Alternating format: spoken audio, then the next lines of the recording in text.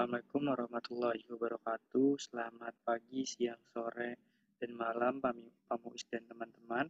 Di sini saya Muhammad Rafnur Hidayat dengan NPM 2006465924 akan menjelaskan proyek saya yang yaitu rancang bangun sistem kendali lampu jarak jauh pada smart home dengan YSP32. Ide ini muncul pertama kali karena kita tahu bahwa perkembangan teknologi itu, apalagi yang berbasis sistem cerdas itu berkembang dengan pesat. Manusia berlomba-lomba menciptakan alat-alat yang dapat memberikan kemudahan bagi mereka. Salah satunya adalah implementasi dalam smart home. Nah, manusia sendiri itu membutuhkan kemudahan tersebut untuk mengelola perangkat-perangkat elektronik di rumahnya. Semisal kayak mereka mau mengontrol penggunaan lampunya tanpa harus mengunjungi ruangan tersebut. Oleh karenanya, proyek ini bertujuan untuk memudahkan pengguna dalam mengontrol lampu rumahnya secara jarak jauh, sehingga pengguna tidak perlu repot menuju ruangan untuk melihat kondisi lampunya tersebut. Selain itu, sistem ini juga dapat membantu dalam menghemat dengan mematikan lampu saat tidak digunakan. Namun, sistem ini memiliki kekurangan, yaitu hanya dapat bekerja apabila lampu rumah atau ESP32 dan web server atau website kita buka pada HP yang tersambung pada WiFi yang sama. Nah, ini merupakan alat penunjang proyeknya, ada LCD I2C. Ini bertujuan untuk menampilkan tulisan dari IP address yang bisa diakses oleh pengguna dan juga kondisi terkini dari lampu-lampunya. Nah, dia itu berkomunikasi secara I2C karena yang pertama untuk menghemat pin-pin yang ada di ESP32 karena kita menggunakan pin lainnya untuk keperluan yang lainnya. Begitu juga LCD I2C ini digunakan untuk memudahkan komunikasi antara LCD dengan ESP32. Selanjutnya dari line 4 channel, ini bertujuan untuk tadi terhubung kepada lampu-lampu. Di sini dipilih 4 channel karena akan menggunakan 4 lampu yang akan merepresentasikan masing-masing ruangan yang ada di rumah seperti ruang tamu, ruang keluarga, dapur, dan kamar tidur.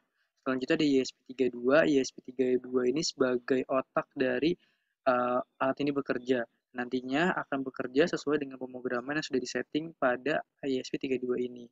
Selanjutnya ada kabel jumper, bertujuan untuk menghubungkan semua alat-alat tersebut dengan menggunakan kabel jumper ini. Nah, selanjutnya ini ada lampu. Lampu itu yang kita kontrol, jadi nanti dia akan terhubung ke relay dan juga nanti akan terhubung ke stop kontak. Nah, ini merupakan konfigurasi alat atau rangkaiannya, di mana inputnya berupa aktivitas dari web server yang dilakukan, sedangkan outputnya itu merupakan yang tercetak di LCD dan juga aktivitas pada relay ini. Gak cuma itu, nanti data-data yang terjadi pada alat ini bakal direkam dan bakal dijadikan dalam satu file TXT. Oke, ini selanjutnya ada pemrograman yang kita lakukan di Arduino IDE. Yang pertama, kita harus mengincludekan beberapa library yang akan kita gunakan. Di sini kita harus memasukkan library Wi-Fi, Liquid Crystal I2C, sama Wire. Gak cuma itu juga, kita harus memasukkan library dari SPIFFS ini sendiri untuk berfungsi yang tadi untuk menyimpan data. Nah, selanjutnya, kita akan melakukan define dari format SPIFFS tersebut jika failed. Terus juga tipe dari LCD yang kita gunakan di sini 16x2. Terus selanjutnya, karena tadi kita ingin mengakses sebuah website, kita harus menuliskan sebuah jaringan yang akan kita akses. Di sini kita bisa menuliskan nama Wi-Fi-nya dan juga password-nya. Nah, selanjutnya kita harus men-setting server yang akan kita gunakan untuk website tersebut. Di sini menggunakan Wi-Fi server 80. Selanjutnya untuk menyimpan HTTP request juga kita akan simpan di sebuah string yang bernama header. Nah, tak hanya itu juga, karena tadi kita bertugas untuk mengontrol sebuah lampu atau sebuah output, maka kita harus mendefinisikan output-output tersebut dalam sebuah string. Nah, tapi di keadaan ini awalnya dibuat mati semua atau off semua. Nah, selanjutnya kita akan mendefinisikan beberapa pin yang digunakan sebagai output. Di sini kita menggunakan pin 12, 14, 26, dan 27. Nah, pin-pin ini sangat bagus digunakan sebagai output tersebut. Nah, selanjutnya kita mendefinisikan waktu yang akan kita gunakan. Dan selanjutnya, kita punya fungsi khusus yang itu fungsi untuk menulis file yang kita inginkan tadi. Karena tadi kita ingin menyimpan kondisi-kondisi yang terjadi dalam sebuah file, kita membuat fungsi ini. Bisa dilihat bahwa di fungsi write file ini terdapat beberapa sintak yang dimana ketika terjadi kegagalan dalam sebuah proses, maka nanti akan muncul notifikasi fail to open file for writing. Nah, selanjutnya ketika nanti berhasil atau ada message yang bisa ditulis, nah nanti itu bakal ada notifikasi file written dalam artian filenya berhasil ditulis. Nah, selanjutnya juga ketika failed nanti bakal tulisan file failed, jadi file itu nggak berhasil ditulis. Nah, selanjutnya kita masuk ke void setup, di mana ini settingan yang hanya berjalan ketika alat ini digunakan. Yang pertama, kita men-setting alat ini berjalan pada band route 115.200. Nah, selanjutnya juga kita mendefinisikan yang tadi udah dibilang beberapa pin yang digunakan sebagai output, yaitu di sini ada pin 12, pin 14, 26, dan 27. Nah, juga di guitar write pertama kali dari output tersebut harus kita definisikan sebagai low. Jadi ini ya, nanti semua lampu tersebut dalam kondisi mati awalnya ketika alat ini digunakan. Nah, selanjutnya, karena kita ingin terhubung sama WiFi tadi, kita bisa nih memberikan notifikasi ke serial monitor berupa di mana uh, tulisannya membuktikan bahwa password dan nama Wi-Fi-nya itu sudah benar.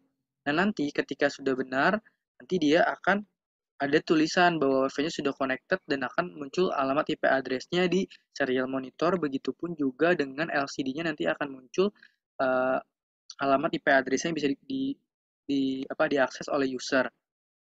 Nah, selanjutnya di sini ada void loop.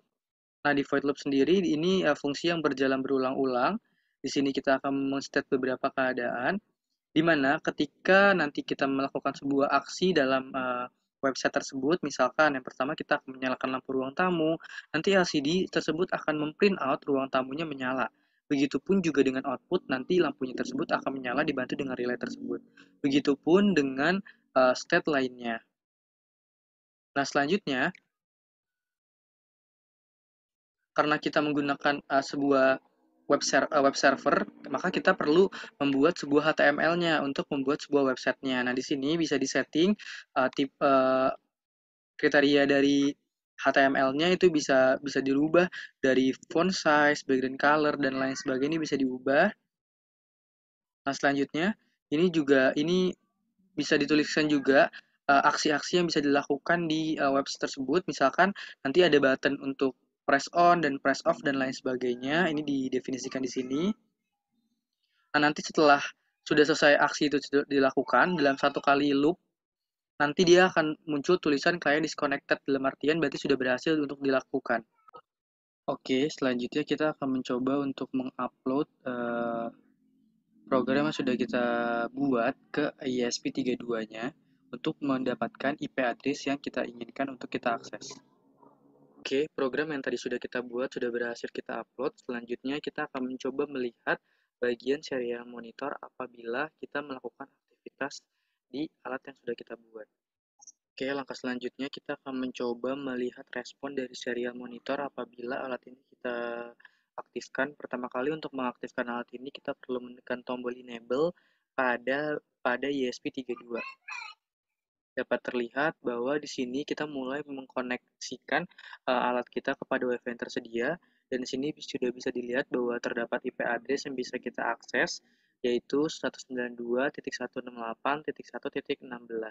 Nah, ini nantinya bisa kita akses melalui website yang sudah kita buat sebelumnya. Oke, ini merupakan tampilan website yang sudah kita bangun sebelumnya. Di sini ada tulisan kendali lampu rumah jarak jauh dengan ESP32. Terus di sini ada terlihat kondisi lampu dari masing-masing lampu yang masih off pertama kali. Dan ketika kita mengakses website ini, di serial monitor akan tertulis new client, dalam artian berarti ada klien baru yang mengakses website kita, dan setelahnya bakal tulisan client disconnected. Nah, selanjutnya misalkan kita mau nyalain lampu ruang tamu, kita bisa tekan lampu ruang tamu ini, dan nanti tekanan on ini akan berubah menjadi off, dan juga di sini di serial monitor akan tertulis lampu ruang tamu menyala, dan kondisi tersebut akan ditulis dalam sebuah file yaitu data.txt. Nah, nantinya ini berarti file ini berhasil tertuliskan. Nah, nantinya kita bisa melihat aktivitas yang kita lakukan kepada lampu-lampu yang ada di rumah kita untuk dapat mengetahui nih seberapa efektif atau seberapa sering kita menggunakan lampu di rumah. Nah, begitupun yang lainnya ketika kita pilih di websitenya nanti dia akan berubah. Nah, selanjutnya kita akan melihat respon dari LCD dan juga lampunya ketika kita melakukan aktivitas pada website.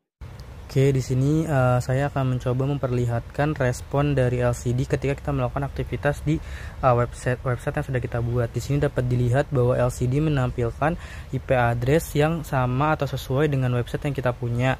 Nah, nantinya pengguna-pengguna itu bisa langsung mengakses IP address tersebut.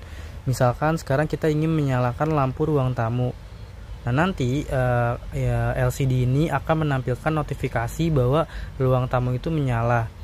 Begitupun ketika kita menyalakan lampu ruang keluarga dan lain sebagainya.